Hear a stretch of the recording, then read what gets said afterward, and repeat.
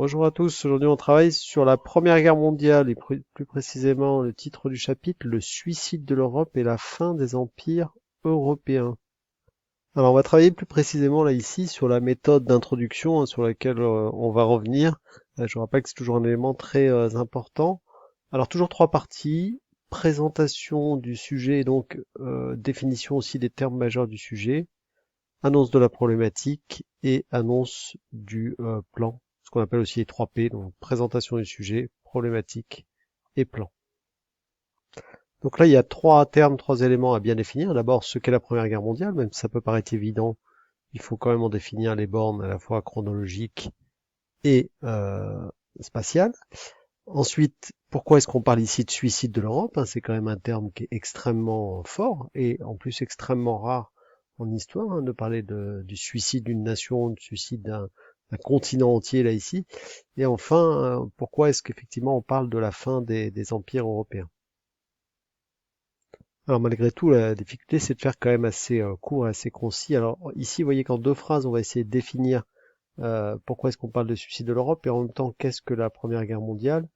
Tout simplement, on vient sur les bornes chronologiques. La Première Guerre mondiale, elle commence en 1914, elle se termine en 1918.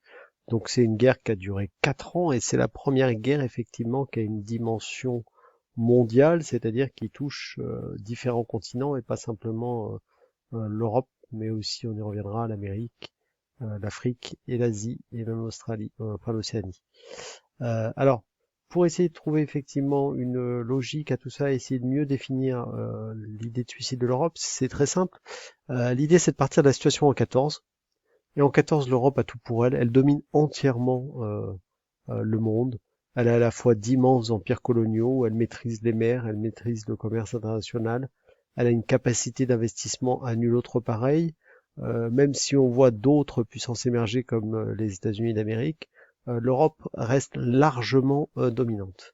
Et quand on regarde 4 ans après, c'est une véritable catastrophe pour l'Europe, qui sort ruinée, affaiblie, traumatisée d'un conflit de 4 ans qui a été d'une violence et d'une ampleur incroyable. Donc la question se pose, pourquoi est-ce que les Européens se sont tirés une balle dans le pied? Pourquoi est-ce qu'effectivement ils se sont collectivement quasiment suicidés, on pourrait dire?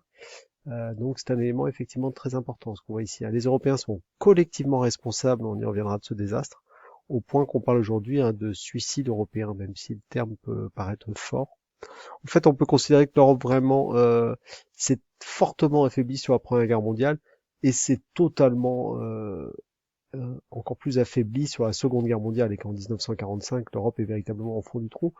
Et en fait, donc c'est un lien ça aussi avec ce que vous verrez l'année prochaine, puisque l'année prochaine vous démarrez après la Première Guerre mondiale. Mais tout le XXe siècle, c'est quand même aussi l'idée de la chute aussi de ce grand empire européen, qui domine en fait le monde depuis la Renaissance, depuis le XVIe siècle. Alors deuxième point, on est toujours dans la définition aussi du sujet. Rappelez que la Première Guerre mondiale est ce qu'on appelle une guerre totale, c'est-à-dire une guerre en fait qui euh, mobilise totalement les populations. D'une part, les populations sur le front, évidemment les militaires, mais d'autre part toutes les populations civiles. On verra que les femmes, les enfants, les personnes âgées, tout le monde est sollicité. D'autre part, c'est la première guerre au monde qui se fait 24 heures sur 24, 365 jours par an, sur terre, sur mer et même dans les airs. Donc on peut parler effectivement ici d'une guerre totale. On reviendra évidemment sur la définition plus précisément de ce terme, mais c'est un élément essentiel. C'est une guerre à nul autre pareil par rapport à tout ce qu'on avait connu avant. Donc du coup, les populations civiles et les soldats sortiront très traumatisés de ce conflit. Et on viendra sur le plan qui va justement expliquer tout ça. Et la carte de l'Europe sera entièrement remaniée. C'est donc ce qu'on appelle la fin des empires européens. On va le définir tout de suite avec une carte. Voilà, donc quand on parle de la fin des empires européens, on parle effectivement de la fin de ces grands empires. Attention à ne pas confondre, on ne parle pas de la fin des empires coloniaux, ça n'a rien à voir. Alors on aurait pu choisir dans les programmes de parler de la chute justement de l'Europe ou d'une Europe entièrement redessinée, remaniée.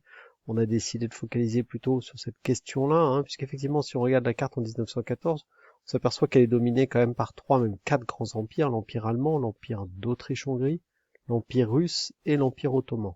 Et qu'il n'y a que 2 démocraties, la France et le Royaume-Uni. À la fin de la Première Guerre mondiale, les choses ont radicalement changé, et d'autres pays sont apparus. D'une part, donc l'Empire allemand a disparu au profit d'une Allemagne qui est devenue démocratique, on y reviendra. La Russie a disparu, elle deviendra l'URSS, qui n'a plus rien à voir, évidemment, vous le savez. Tous ces nouveaux pays aussi apparaissent, dont la Pologne. Et l'Empire d'Autriche-Hongrie a aussi disparu au profit de nombreux autres États plus ou moins démocratiques, on y reviendra. Et enfin, l'Empire ottoman a aussi disparu, donc il y a effectivement une Europe qui est totalement, là encore, bouleversée, transformée par cette guerre.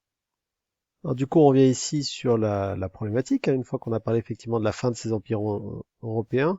Alors, en quoi ce conflit mondial et total va-t-il créer un traumatisme majeur en Europe et marquer la fin de la domination européenne donc pour ce qui est du plan, je répète, un embrasement mondial et ses grandes étapes, donc les grandes phases de la guerre. Les sociétés ensuite, dans une deuxième partie, euh, pendant le conflit, des civils à la fois acteurs et victimes de la guerre.